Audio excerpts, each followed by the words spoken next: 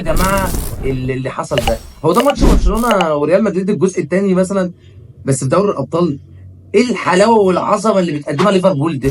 ايه ارن سلوت المدرب اللي جه من العدم واللي لا شيء، اللي بقى اهم مدرب السنه دي واحسن مدرب السنه دي بشهاده الكل. الراجل عمل فريق من ما فيش، من نفس اللعيبه، ما جابش صفقات تقيله، ما راحش اشترى واحد زي امبابي ب 300 مليون وراح ضيع لك ضربه جزاء مهمه ان هي ترجعك في الماتش زي اللي عمله الريال النهارده. اقسم بالله انشيلوتي النهارده يتحاسب على كل واحد هو حاطه في الفرقه. لما يلعب مندي وعندك جارسيا بره، في ايه يا عم؟ مندي ده اصلا طول الماتش محمد صلاح واكل عليه عيش. لعبت جارسيا فتره قليله، الواد لعب 16 دقيقه 6 باصات صحيحه. الواد بيلعب كوره وقاطع ميه ونور على محمد صلاح.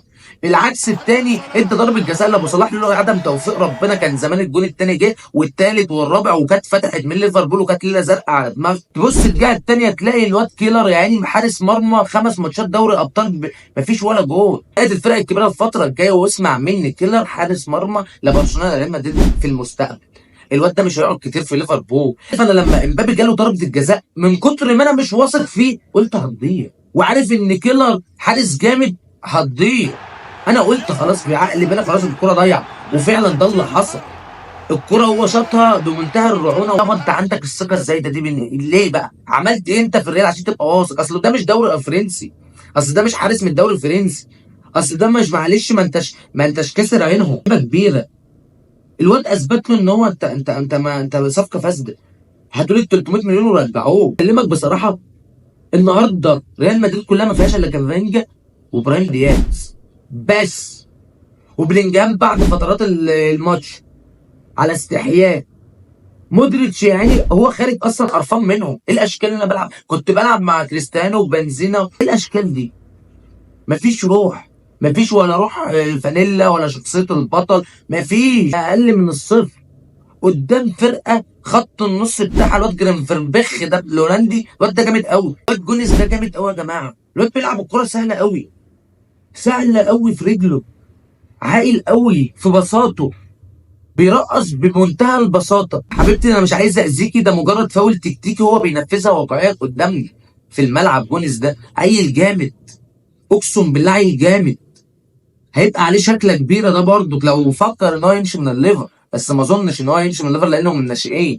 برادر الجبهه اليمين بتاعت ارنولد خلاص متامنه، عايزين نبص على الجبهه الشمال بتاعت روبنسون اللي يوم ويوم لا، وفترات في الماتش بتسقط منه، وكان هيلبسهم او لبسهم بالفعل ضربه جزاء وكانت هتيجي جول لولا ستر ربنا والواد كيلر. انا النهارده لما اجي اتفرج على الليفر انا احيي ارنولد سلوت يا جماعه قبل اي شيء. الراجل بيعرف ياخد من الماتش اللي هو عايزه، خسران متعادل ايا يكن اللي بيحصل، راجل بيعرف يرجع في الماتش، راجل بيعرف يجيب اجوان، راجل عارف ان هو كده كسبان.